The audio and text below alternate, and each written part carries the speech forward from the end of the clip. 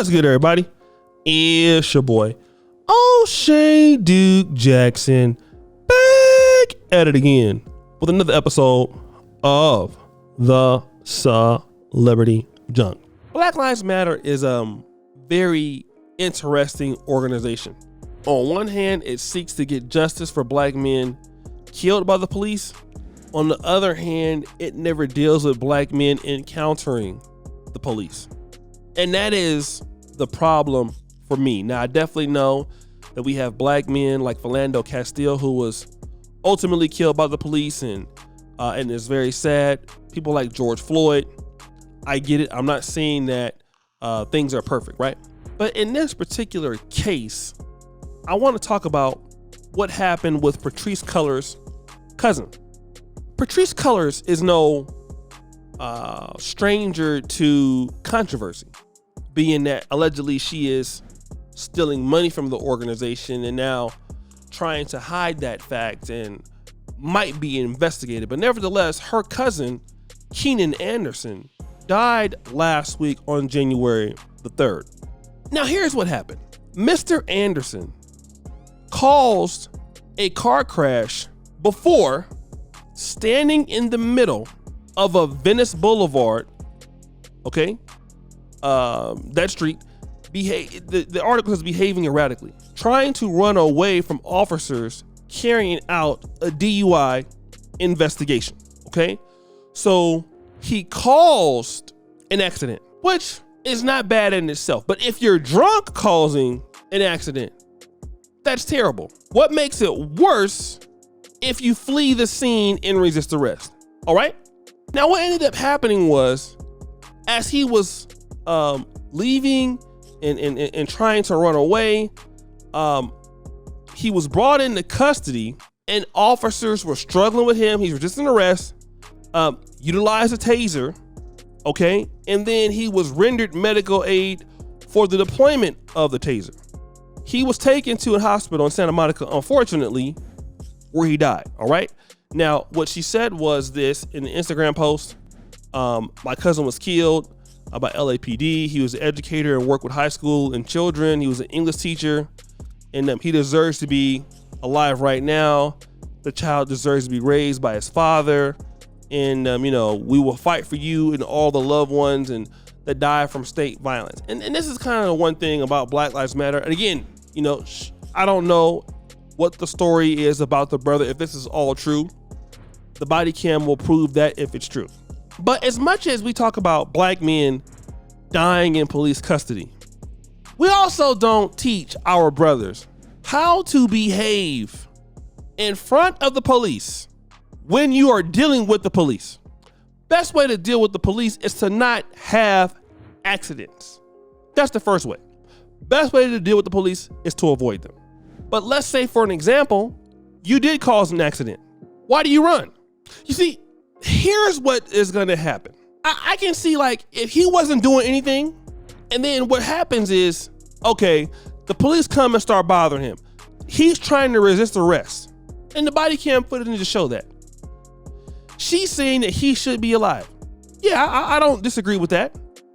But also at the same time, now we're leaving it where it's too iffy, because you're not telling a story that this guy probably was driving drunk, caused the accident, resisting arrest, and you want to fight for the justice of him. I understand that.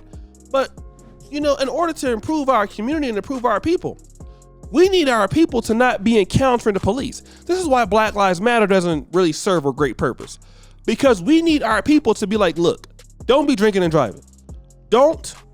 We need to be starting things where people are not suffering. Where the business is at? Where are the trainings at? Where are the entrepreneurship opportunities at? Because if he dies, or if he's alive and he gets a DUI, caused the accident, so now in California, your job is gone. You no longer teach. So that's it. You're alive, but you're gonna have a felony. So all the stuff that became you in the first place is now going to be taken away from you. Even if the brother is still surviving, that's a hard way to overcome that, right? And I'm talking about that because Why are we not educating our people to get them so that they won't encounter the cops? If you want to drink, and let's say, for example, this is what he's doing, take an Uber, bro. If it's that serious. If it's that serious, take an Uber. We have to start preparing our people to be competitive and not crying and crying and crying when a mistake happens and then blaming the white man for everything when we haven't prepared our people to do anything. And this is the problem with Black Lives Matter. That's why we're beaten by the Jews. We're beaten by Hispanics. We're beaten by Africans because they're teaching their people to not have low standards and to execute such that you're serious about yourself where you don't even encounter these things. And if you get into a situation, you get in an accident, and if you're not drunk, no harm, no foul. But it's almost like when something happens, well, you know what? He shouldn't have died. And I get all of that. But why put that situation there? I don't want any black men to die in the police. But that's why we want to warn you before you encounter the police. Hey, bruh, don't drink and drive. Don't resist the arrest. Because when people start fighting for justice for you, you're dead. I'd rather you be alive. And we need to teach our kids. My dad used to tell me all the time, look, son, if you ever get caught by the police or they pull you over, put your both hands on the steering wheel, say yes, sir, no, sir, do whatever they tell you to do, and leave with your life. This ain't the time to act tough. He got the gun, you don't. Always remember that. And to this day, until this day, that's why I am where I am right now. And it could have been a few times. There was one time in particular, I got pulled over by the police, case of mistaken identity. It's like 3 o'clock in the morning. And my friend, his father is Mr. Robert Thompson. I'll never forget.